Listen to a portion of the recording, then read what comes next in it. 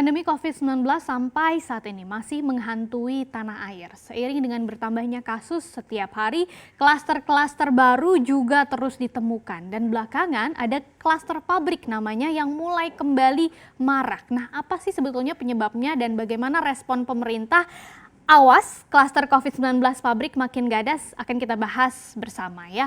Berdasarkan data gugus tugas COVID-19, update terbarunya per 4 September 2020 ada total 187.537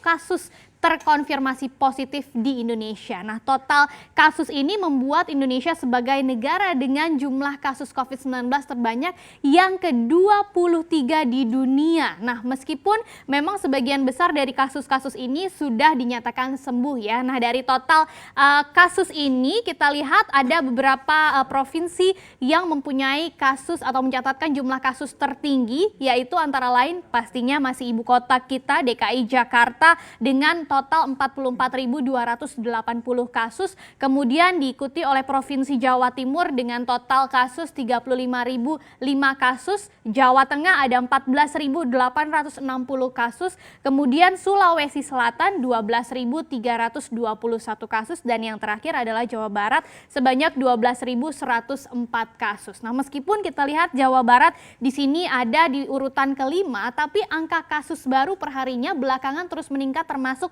hari ini itu adalah peningkatannya yang kedua terbesar setelah DKI Jakarta. Nah, sejauh ini Kabupaten dan Kota Bekasi menjadi wilayah yang memiliki total kasus positif tertinggi di Jawa Barat. Misalnya kalau kita lihat data sehari sebelumnya, kemarin 3 September 2020 itu ada 3.081 kasus. Menurut Gubernur Jawa Barat, Ridwan Kamil, besarnya jumlah kasus di Bekasi ini disebabkan oleh ada banyak pasti ya pabrik-pabrik yang beroperasi di wilayah tersebut dan akhir-akhir ini juga diberitakan menimbulkan klaster-klaster baru. Nah, pabrik apa aja sih yang menjadi klaster baru dari penyebaran COVID-19 ini? Salah satu pabrik yang disoroti karena pekerjanya terpapar COVID-19 adalah pabrik LG yang ada di Cikarang, Bekasi ya. Karena setelah sempat melakukan rapid test secara massal di perusahaan, beberapa waktu lalu LG juga akhirnya memutuskan melakukan swab atau PCR test secara massal kepada seluruh karyawan dan pekerja outsourcing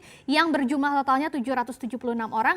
Hasilnya di tanggal 24 Agustus lalu tercatat ada sekitar 242 karyawan dinyatakan positif. Nah, demi meminimalisir jumlah korban COVID-19 ini, maka akhirnya pabrik LG yang memproduksi TV mengambil langkah untuk menutup operasional pabriknya selama 9 hari, kemudian dilakukan penyemprotan desinfektan juga. Akibat dari penutupan pabrik LG ini yang akhirnya membuat LG harus menanggung kerugian hingga jutaan dolar Amerika. Tapi selain LG ada lagi pabrik lainnya, yaitu pabrik Suzuki ya, masih di Bekasi juga, yaitu di Tambun, Bekasi. Ini juga mengumumkan ada sebanyak 71 karyawannya yang terpapar virus corona. Akibatnya Suzuki terpaksa mengurangi kapasitas produksi sepeda motornya hingga 50%, setengahnya sejak 24 Agustus kemarin sampai dilihat kondisinya sudah mulai kondusif. Nah, manajemen Suzuki juga menyebut hal ini untuk penutupan sementara atau pengurangan kapasitas produksi itu harus dilakukan karena meskipun selama ini Suzuki dikatakan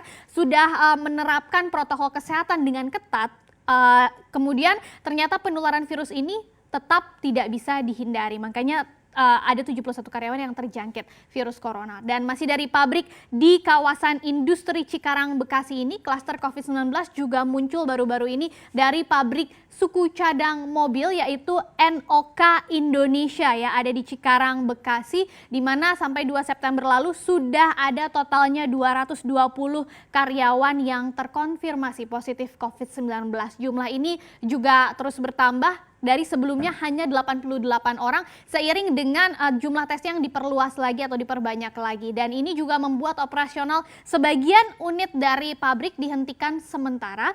Nah, yang terbaru ada lagi 22 karyawan dari pabrik ban Bridgestone di Kota Bekasi, Tambun, Bekasi ini juga dinyatakan positif COVID-19. Beberapa di antaranya sudah dinyatakan sembuh dan kembali bekerja, tapi berbeda dengan pabrik-pabrik lainnya, meskipun terdapat kasus positif walaupun sedikit ya, mungkin masih 22, tapi pihak perusahaan tidak menutup aktivitas pabrik karena merasa selama ini dan akan selalu melakukan protokol kesehatan secara ketat, dan itu juga dilakukan setelah berkoordinasi dengan gugus tugas COVID-19 Kota Bekasi. Ini baru beberapa kasus yang terbaru aja. Sebelumnya juga sudah ada sebetulnya beberapa pabrik yang melaporkan sejumlah karyawannya terjangkit atau positif corona. Misalnya pabrik alat berat Hitachi dan Unilever ini masih di Cikarang, Bekasi juga yang terpaksa harus ditutup sementara setelah 1 orang pekerjanya positif terinfeksi virus corona. Bahkan berdasarkan data Dinas Kesehatan Kabupaten Bekasi, setidaknya ada total 22 perusahaan yang karyawannya terjangkit corona di periode Maret sampai Agustus kemarin. Bukan cuma di Bekasi, klaster pabrik ini juga tersebar di wilayah lainnya, misalnya pabrik garmen yang ada di Bandung ya, PT Masterindo, kemudian pabrik rokok Sampurna ini juga sempat besar beritanya yang ada di Surabaya itu juga harus ditutup usai 2 orang karyawannya dilaporkan meninggal dunia akibat COVID-19. Lalu bagaimana respon dari pemerintah menanggapi hal ini? Menteri Perindustrian Agus Gumiwang sebelumnya sempat buka suara soal rentetan klaster pabrik ini setelah dicecar habis-habisan oleh anggota DPR, dan Menperin menyampaikan aturan mengenai operasional pabrik sebenarnya sudah diatur dalam surat edaran Menperin nomor 8 tahun 2020. Nah, di surat edaran ini sudah diatur mekanisme penerapan protokol kesehatannya, kemudian pelaporan penerapan protokol kesehatan sampai SOP kalau terdapat pekerja yang terpapar, dan dengan aturan tersebut maka Kemenperin menganggap sudah menjalankan tugasnya dong untuk mengatur protokol kesehatan di lingkungan pabrik. Selain itu, Menperin justru curiga nih bahwa kayaknya penyebaran ini bukan berasal dari lingkungan pabriknya, bisa saja karyawan terpapar virus di transportasi atau tempat tinggal masing-masing.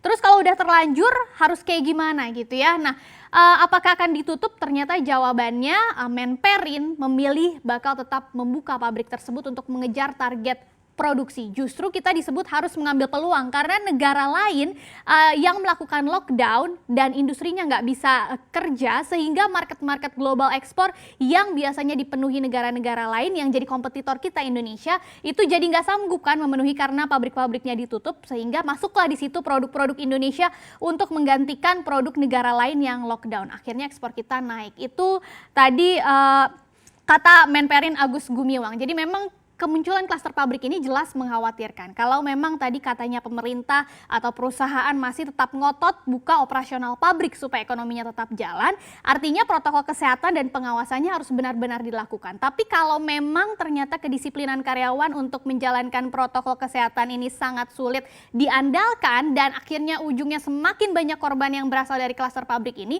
artinya pemerintah dan perusahaan harus berpikir ulang lagi supaya apa upaya yang bisa dilakukan supaya bisa mengatasi hal ini. Dan yang jelas tes massal secara berkala harus terus digencarkan untuk mencegah penyebaran yang lebih luas.